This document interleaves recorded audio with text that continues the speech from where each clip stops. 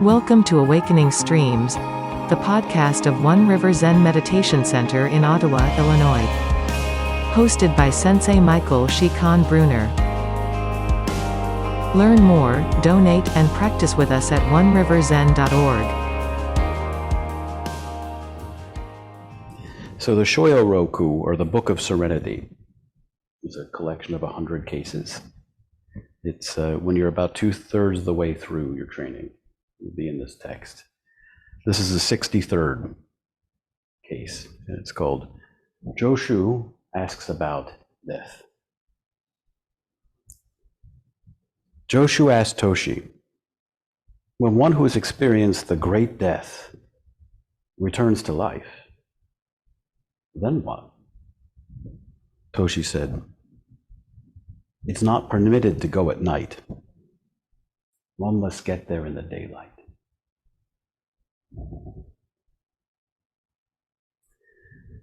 So here we have Joshu, the famous progenitor of lips and tongue Zen. We enter the gate with Joshu, and we encounter him many, many times in our common studies. But he's asking a question. When a person who dies the great death revives, then what? We may know conceptually, if we've studied or practiced for any amount of time, that this great death is meant to be nothing other than the dropping off of body and mind. Yeah? This dropping off is seeing through all the constructs and concepts that we use to define ourselves, or what we call the small self. To do this, we had to become vulnerable.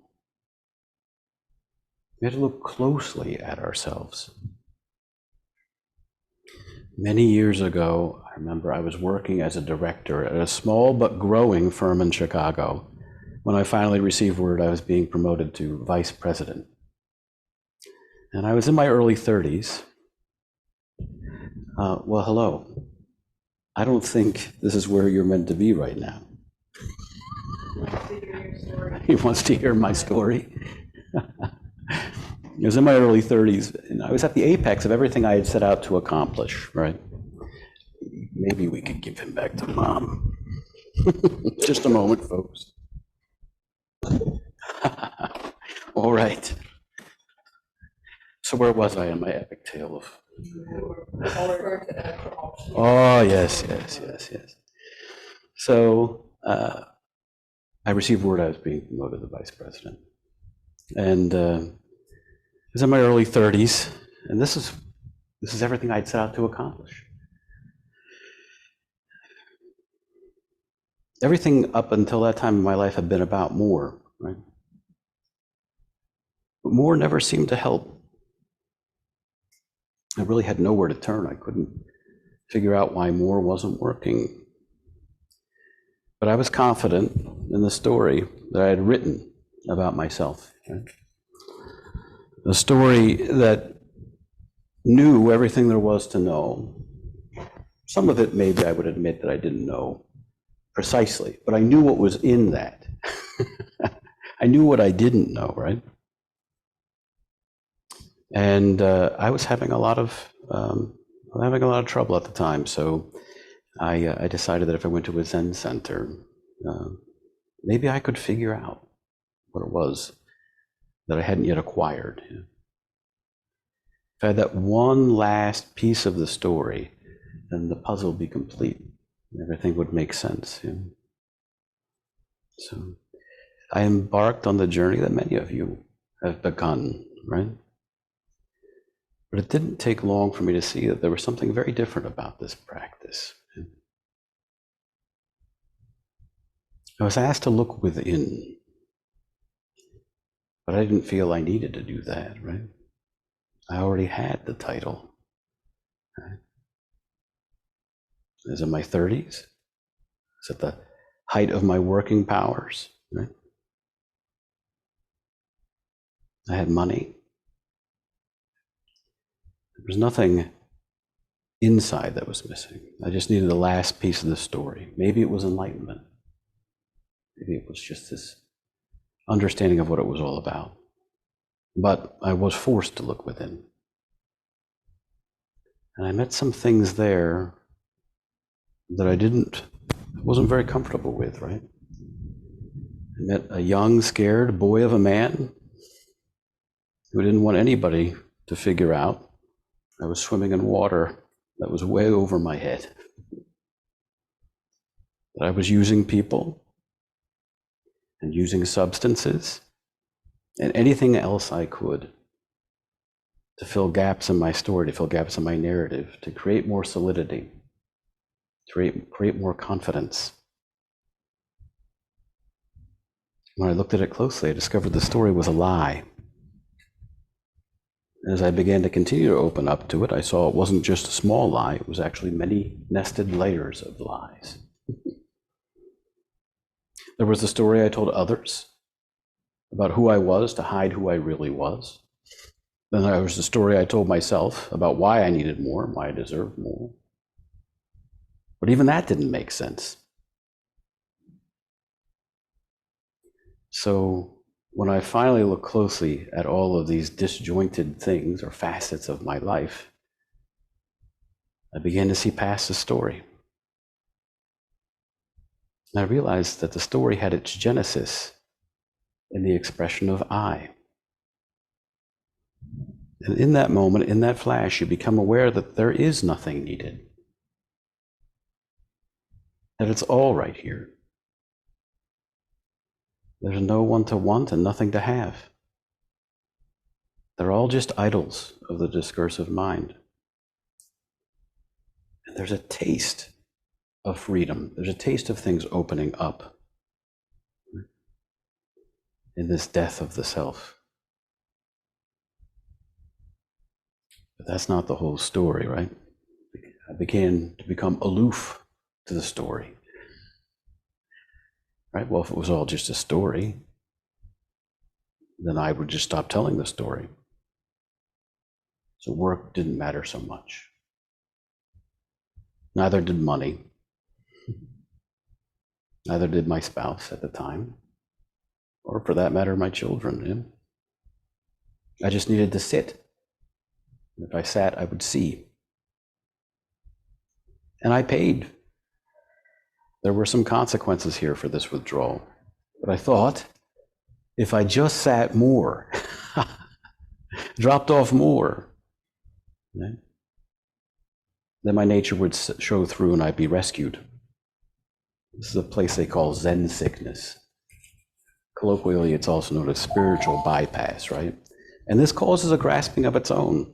When we think, I'm beyond this, none of this matters, we create a new headspace, this new realm of I-ness, right? Or non-I-ness, yeah? We run so fast from our lived experience, right? Collapsing in, but we find nowhere to hide. You can't hide yourself here in this idea or concept of oneness. You have to come back to life, to look at the circumstances of your life, to see it clearly. And that includes all the karmic vestiges of this self that we have, yeah? The self that we've created, and the inheritance of our actions that we own. Then, when we become aware of this, with our eyes open, we can begin to work skillfully with our life and transform it in a way that's nourishing to everybody that we come in contact with, that is kind, that's compassionate, that heals. We say those are just ideas, in a sense.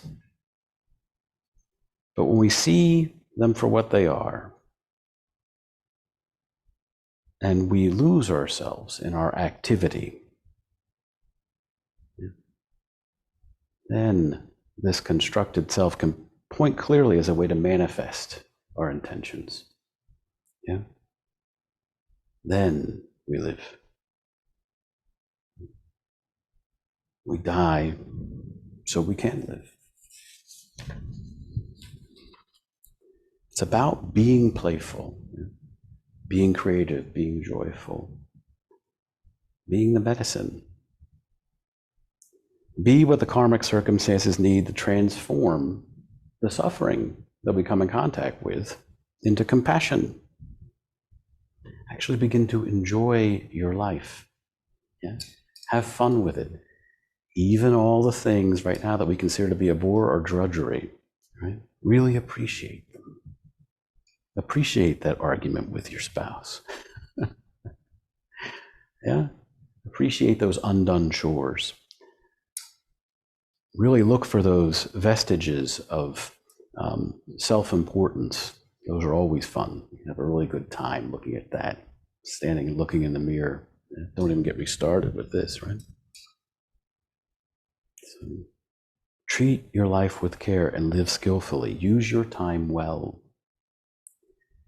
There's some new ideologies that we can build here. We could say that it's about embodiment, but that's not entirely it either, right?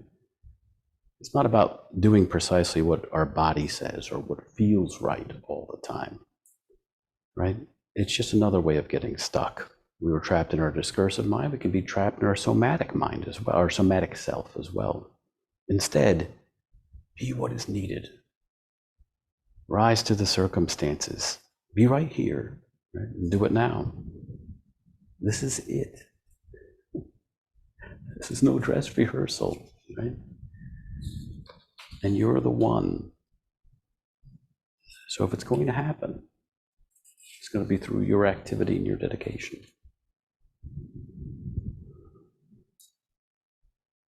Manifesting your intentions, not your goals. We can get rid of the goal-seeking mind. But we can be present with our intentions. And so it's important in a very root sense that we get to the bottom of those intentions. But it starts with accepting suffering where we find it and steering into the skid.